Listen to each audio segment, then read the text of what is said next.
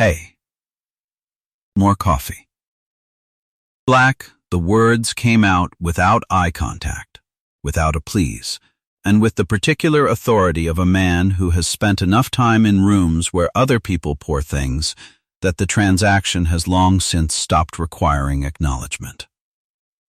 Lieutenant Commander Gary Platt was 38 years old, lean and sharp-jawed, recently returned from a deployment that had gone well enough to produce a commendation and an assignment to Naval Air Station Oceana as the incoming intelligence officer for a fleet readiness assessment. He was seated at the long briefing table in Conference Room B with a stack of mission folders and a tablet and the general air of a man who has many important things ahead of him and would like his coffee hot before they begin.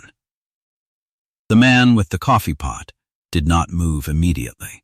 Earl Pruitt was 77 years old, and he was standing at the credenza along the right wall of Conference Room B with the glass pot in his hand, wearing a plain gray contractor's uniform, the kind with the patch on the breast and the name in block letters and the general suggestion of a man who is furniture until someone needs something. And he looked at the lieutenant commander with the mild attention of a man who has been told many things in many tones of voice and has stopped organizing them by tone. His white hair was cropped close. His face was the face of a man assembled by weather and time into its final form, spare, precise, with the economy of expression that belongs to men who have spent their lives in environments where unnecessary communication was a liability. His hands on the coffee pot were the hands of a large man gone slightly smaller with age, the knuckles pronounced. The fingers steady in the specific way that does not require effort because steadiness has long since become the default. He crossed to the lieutenant commander's cup and poured. All the way, Platt said, to the cup rather than the man. Earl Pruitt filled the cup all the way. He returned to the credenza. The briefing room at Oceana held 9 other officers that morning, ranging from an 04 to a Rear Admiral lower half, Rear Admiral Dennis Wick, who commanded the wing and who was seated at the head of the table reviewing printed briefs with a red pen and the focused inattention of a man who can run 2 things simultaneously. The room smelled of coffee and the specific institutional smell of a space that has hosted 10,000 briefings, dry paper, carpet treated with flame retardant, the faint electrical suggestion of too many screens running at once. The fluorescent overheads ran at full and threw a light that was comprehensive and unkind. Through the window at the far end, the flight line was visible. FA-18s at their hard stands, a C-2 in the distance being pushed back from a hangar, the shimmer of heat already building on the tarmac at 9 in the morning. Platt had looked at the man pouring coffee for exactly as long as it takes to determine that a person is not relevant to your current concerns, which is approximately 1 second, and had returned to his mission folders. Across the table, Lieutenant Commander Priya Nair, who had been at Oceana 8 months and had noticed things that people newer to the room hadn't, watched Earl Pruitt return to the credenza and refill the secondary pot on the warmer without being asked. She watched his hands. She watched the way he moved through the room with the specific, unhurried precision of someone who knows where everything is and has known for a long time and finds the knowing unremarkable. She had noticed him in this room before. She had noticed the way the senior officers who had been at Oceana longer than her treated him. Not the transaction-based acknowledgement that Platt had just demonstrated, but something quieter and more careful. A giving of space that was not exactly deference and was not exactly something else. She had been going to ask someone about it and had not yet found the right moment. The right moment had not arrived. But the morning was young. Admiral Wick set his red pen down. He looked at the room over his briefs. His gaze moved across the officers at the table with the practiced economy of a man taking inventory, and then it moved to the credenza, and it stayed there for a moment. "Earl," he said. Earl Pruitt looked up. "You were at Fallon in the fall of '81, the Admiral said. It was not quite a question. Earl looked at him with those steady gray eyes. "I was," he said. The Admiral set his briefs down entirely. "I was a JG on my first fleet tour. I flew into Fallon for the first time in October of that year. My first Top Gun detachment." He paused. He was looking at Earl with an expression that had moved away from the standard issue attention of a flag officer running a morning brief and toward something more personal and more careful. The instructor who took us through the first BFM block. The one who spent 20 minutes after the brief explaining to me why my separation in the high-aspect merge was going to get me killed. He paused again. I never forgot that debrief. I think about it when I teach young guys now. Earl said, "You were coachable. Not all of them were." A silence arrived in the room. Lieutenant Commander Platt had stopped reading his mission folders. The Admiral looked at Earl for a moment longer, and then he said, quietly, the way a man says something he is not performing but simply stating. Undertow. The word landed in the room the way a stone lands in still water. Not loudly, but with a completeness that changed the surface of everything around it. Platt stopped turning pages. Across the table, Commander Nair looked from the Admiral to the man at the credenza and back, performing the calculation that most people in the room were beginning to run. Earl Pruitt looked at the Admiral. Something moved in his expression. Not surprise, not pleasure, simply recognition. The way a man's face moves when he hears his name spoken correctly in a language he has not used in a long time. He was still holding the secondary coffee pot. He set it on the warmer with the same unhurried care he had used for every motion since he came through the door, and he turned and gave the Admiral his full attention. "That was a while ago," he said. "That was the call sign," the Admiral said, "of the top graduate of Top Gun Class 881. He looked at the room. He looked at Platt specifically, with the measured attention of a flag officer who has taken note of something and is deciding how to proceed with it. "Gentlemen," and Commander Nair. He looked at the briefs in front of him. Then he set them aside. "Before we start, I'd like to say something about the man who's been pouring our coffee." The morning outside had fully committed to its heat. The tarmac beyond the window was throwing distortion waves that turned the distant aircraft into wavering approximations of themselves, and the sky was the flat, white-edged blue of a Virginia summer that has not yet peaked. The fluorescents in Conference Room B hummed at their constant, unvarying pitch, and the coffee on the warmer breathed its thin steam into the conditioned air, and the 9 officers at the long table had ceased doing the things they had been doing and were now doing the thing that people do when a flag officer shifts from business to deliberate speech. They were listening completely. Earl Pruitt stood at the credenza, with his hands at his sides. He was not watching the Admiral. He was looking at a point on the wall above the window where a unit plaque hung, the kind that accumulates on briefing room walls over years, layered evidence of the deployments and squadrons and rotations that have passed through, and his expression communicated nothing about what he thought of what was happening. Platt was watching Earl. He had turned in his chair. He had the expression of a man receiving information at a rate that slightly exceeds his ability to integrate it. "Most of you know," Admiral Wick said, "that Top Gun, the Naval Fighter Weapons School, runs its courses by class, and that it grades its students, and that the top graduate of each class is a designation that means something specific and lasting in naval aviation." He looked at his briefs without opening them. The top graduate isn't always the best natural pilot in the class. It's the one who demonstrates the clearest understanding of the tactical problem, the best integration of stick and throttle and weapon system and situational awareness, and the most consistent ability to translate the learning into others. It's the one who can not only do the thing, but explain why he's doing it while he's doing it. He looked at the credenza. Undertow was the top graduate of Class 881 with the highest composite score his class had recorded to that point. His aerial gunnery scores were subsequently used as the benchmark for the next 4 class cycles. No one in the room made any noise. He flew F-14s. The Admiral continued. 2 fleet tours, 3 deployments. He went back to Top Gun as an instructor, which is the assignment you get when the school's leadership decides you are the version of this that they want replicated. He flew combat missions in the Gulf, the details of 3 of which remain classified. He was selected for a 4th tour as an instructor, which is not something that happens, and he accepted.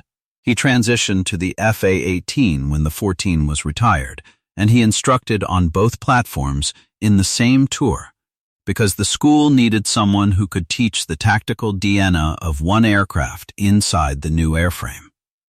And he was the one who could do it. He paused. He retired from the United States Navy as a captain in 2009 after 31 years of commissioned service.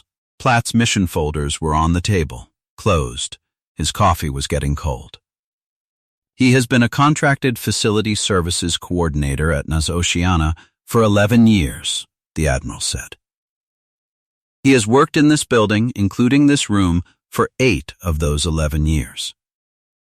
He pours the coffee in morning briefings because that is one of the tasks his contract specifies, and he does it with the same attention he brought to every other task in his career, which is to say, correctly, without drama, and without requiring anyone to notice.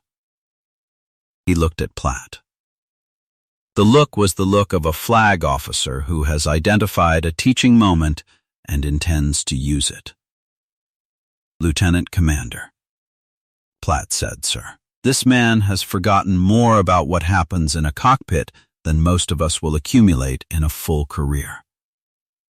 He has trained pilots who trained the pilots who trained the pilots currently flying off our carriers. He is, in the specific technical meaning of the phrase, one of the men this institution was built on." He held Platt's attention without aggression, which was more effective than aggression. He also just poured your coffee. The room was silent. "The way we treat the people around us," the Admiral said, "is not altered by what we know about them. It is revealed by what we don't." He picked up his red pen. "That is the only thing I'm going to say about it. Earl, I apologize for putting you on the spot." Earl looked at the Admiral. "You didn't," he said. Dennis, the Admiral, who had been called Dennis by approximately 4 people on the planet, and who had not heard it in this room or any room like it in 15 years, looked at the old man with the expression of a man who has received something he did not expect and is not sure how to account for it. "All right," Earl said. He picked up the secondary coffee pot. "Anybody else need a top-off before you start?" The fall of 1981 came back not as nostalgia, but as sensation. The smell of the Navy Air Station at Fallon in October was alkali dust and jet fuel, and the cold that descended from the Nevada desert in the evenings with a speed that always surprised people from the coasts. And Earl Cody. He had been Earl Cody then. Before the marriage and the name change that came with the integration of 2 families and a decision made simply and without drama. The way he made all decisions was 33 years old with the compact, efficient physicality of a man who has spent 15 years making his body an instrument of precision flight. His hair was dark and his hands were these same hands. The precision in them developed rather than innate. The product of 10,000 hours of doing the thing correctly, until correct was the only way his hands knew to do it. He was walking out of the debrief room where he had spent 20 minutes with a junior-grade lieutenant named Dennis Wick, who had made a separation error in the high-aspect merge that was going to get him killed if it became habitual, And the 20 minutes had been the kind of debrief that Earl gave when he thought the student was worth the investment, which was not every student. Wick was coachable in the specific way that meant he understood the error before the debrief was over and was already adjusting the mental model, and Earl had known this and pressed accordingly because coachable talent left too early is a failure of the instructor, not the student. He had his own debrief after that. Then a planning session. Then an evening brief for the next day's syllabus. He had not thought about the junior grade lieutenant named Wick again for several days, because there were 15 other students and 6 other instructors, and a course that did not pause for reflection. There was another student in that class whose name Earl still carried differently. A lieutenant named Ferris, naturally gifted, the fastest learner in the first 2 weeks, the one the instructors talked about in the evenings as a likely top graduate candidate.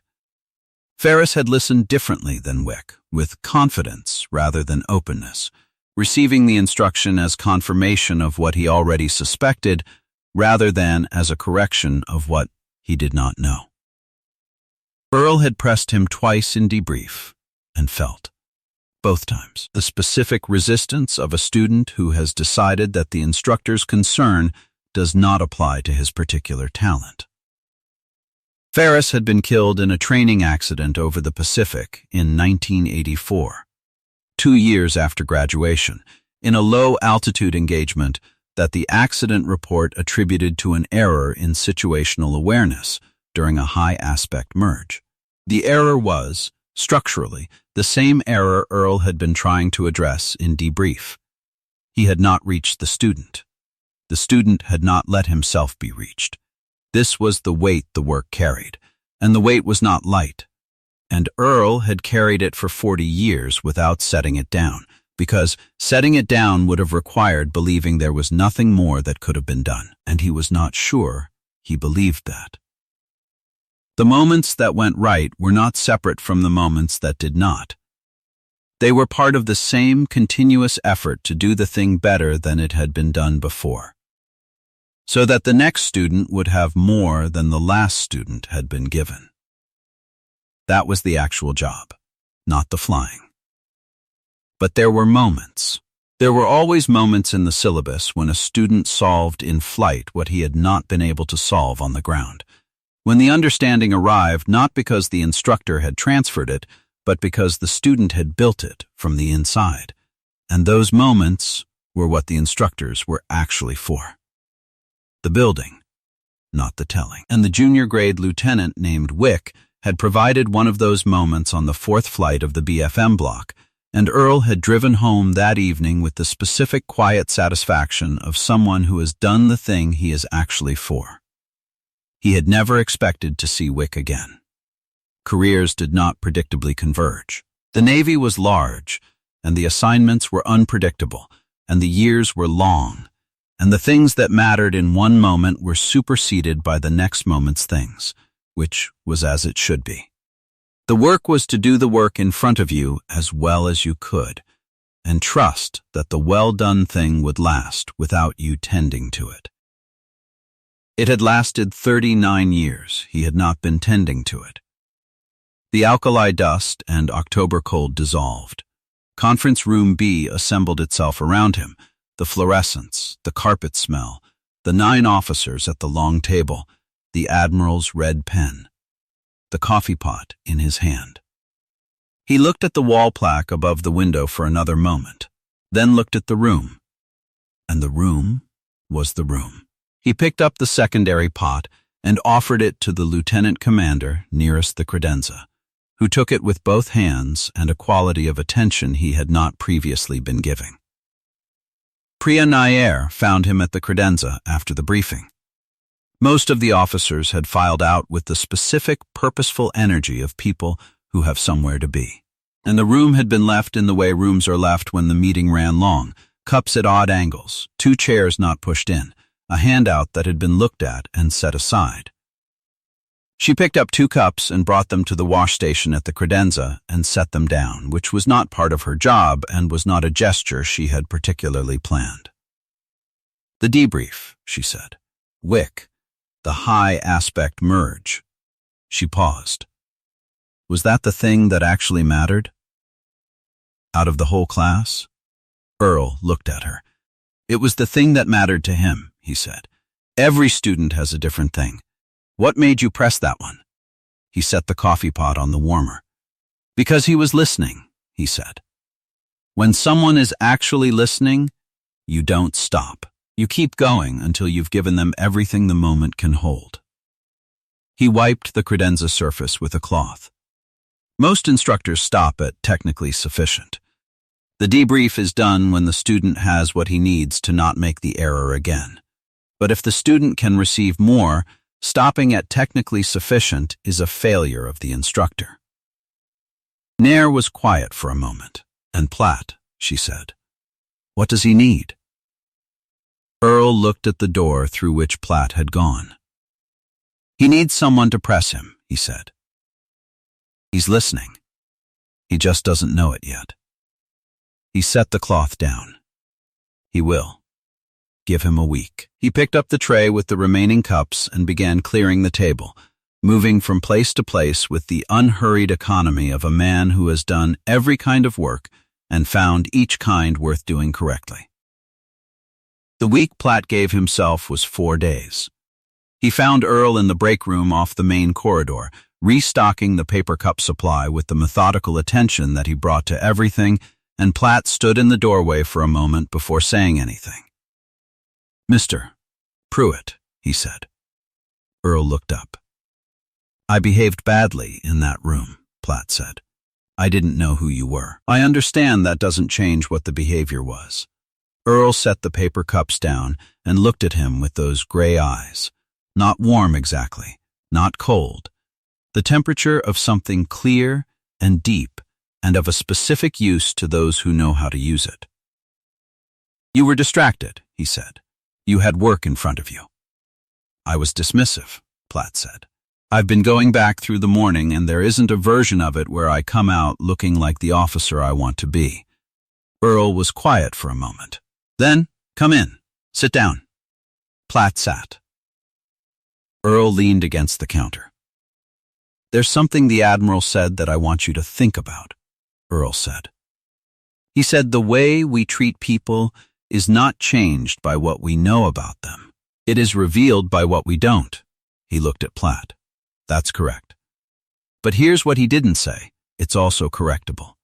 What you did in that room is not who you are unless you decide it is. He paused. You didn't decide it is.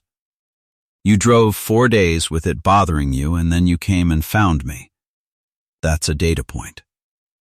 Platt said nothing for a moment. You said Wick was coachable. He was listening even when he didn't know he was. Yes, is that what you're saying about me? Earl looked at him. The same precise steadiness. I'm saying when the thing you did is still sitting with you 4 days later, you're already in the debrief, he said. The only question is whether you let it finish. Platt sat with that for a moment. Then he said, would you be willing to talk? Not about that morning, about the way you think about things, the way you taught, what Top Gun was actually trying to do. He paused. I'm going to be training junior officers next rotation. I want to do it right. Earl looked at the paper cups on the counter, at the break room, at the corridor through the door, then at Platt. Monday morning, he said, before the brief. I'll be in here at 0630. If you want to talk, I'll be here, Platt said. I'll be here. He stood and nodded once and went back to his work. Earl Pruitt restocked the last of the paper cups and straightened the counter and turned off the coffee burner that nobody had turned off, and the corridor outside was quiet in the mid-morning way of a base between events. And through the window the flight line lay in the flat Virginia heat with the aircraft at their stands. And somewhere on the far end of the field an engine was spooling up with the rising authority of a machine that knows what it is for. He listened to it for a moment. Then he picked up his tray and went about his work. There are men and women walking among us right now who shape the institutions we depend on, who stood in debrief rooms in Nevada and pressed the students worth pressing until the thing the student needed had been fully given, who flew the missions whose details are still classified, who built the tactical doctrine that is still being taught by people who were taught by people they taught. They are in break rooms restocking paper cups, and in briefing rooms with coffee pots, and in the quiet corners of bases that would not exist in their current form without them. They are not waiting to be recognized. They are doing the next thing in front of them, as well as it can be done. The call sign is retired. The knowledge isn't. If you were moved by Earl Pruitt's story of quiet dignity and timeless mastery, hit that like button, share this video with someone who needs to see it, and be sure to subscribe to Veterans Valor for more stories of America's unassuming heroes.